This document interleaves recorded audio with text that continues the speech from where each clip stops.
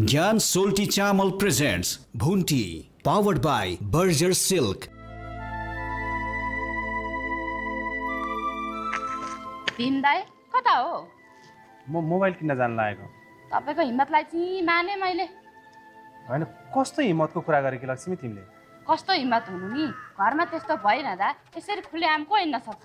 म त तपाईँ यसरी खुलेआम हिँडेको देखेर छक्क परे। हे तेरिका के भन्न खोज्या हो लक्ष्मी तिमीले? मैले त केही पनि बुझिन त। केही नथाहा पाए जस्तो गर्नुभयो दाइ। साँच्चै तपाईँलाई केही पनि थाहा छैन? अब तिमीले के भन्न खोजेको हो? मैले केही बुझे छैन। अनि कसरी थाहा छ भन्नु त? आउनु दाइ, म तपाईँलाई सबै कुरा बुझाउँछु।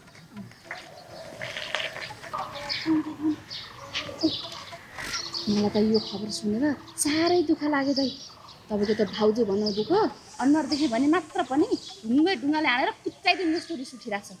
एउटी भाउजू भएर त्यसले त्यसो कसरी गर्न सक्यो कि? नन्द भाउजू एकै ठाउँ बस्दा केही कुरा मिलेन होला, रिस उठ्यो होला, त्यो आफ्नो ठाउँमा छ। रिस उठ्यो भन्दैमा आफ्नो नन्दसँग बदला लिनकै लागि त्यसरी केटालाई पैसा दिई फकाई मेरो नन्दलाई बलात्कार गर्दै भनेर भन्ने हो? कस्तो पापिनी रहेछ भाइ तपाईँको भाउजू त।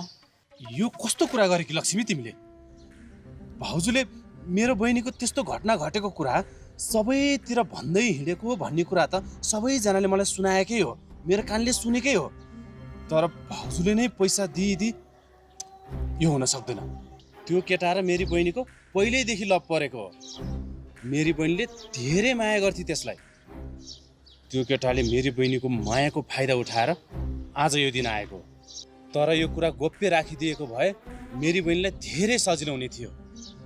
भाउजूले सबैतिर हल्ला गरेर हिँडे पनि अझै मैले गरेको होइन भनेर भन्नुभएको छ। यो बलात्कारै गरेको कुरा त कसरी हुन सक्छ? किन हुन सक्दैन दाइ? तपाईँको त भुन्टी भाउजू देख्दा मात्रै सोझियो, एक नम्बरको घुसघुसे रहेछ। एकदमै बदलाको भावना बोकेर हिँड्ने रहेछ।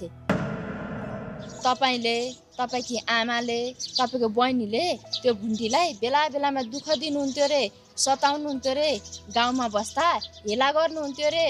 त्यसैको बदला लिनलाई त्यो केटालाई मेरो नन्दलाई माया गरे जस्तो गर, त्यसको मन पग्लिहाल्छ अनि भेट्न आउने जाने गरिहाल्छ। जब उनी तेरो मायामा पर्छिन् नि, त्यसपछि अर्कै केटीलाई माया गर्नु, त्यसलाई चाहिँ धोका दिएको आवाज गराउनु, अनि त झगडा परिहाल्छ। त्यसपछि बलात्कार गरेर छोडिदिनु भनेर भुन्टीले नै अराकी अरे।